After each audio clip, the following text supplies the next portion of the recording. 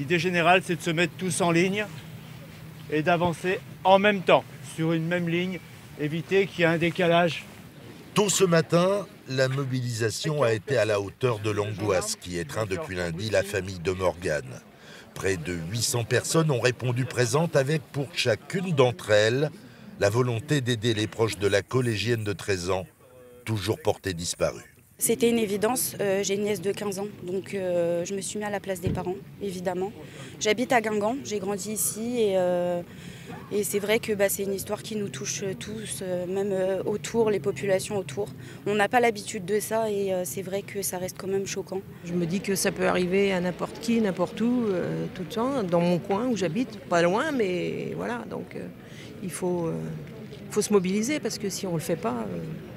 Si on peut aider à retrouver, c'est bien. La limite, c'est le Trieux. Oui.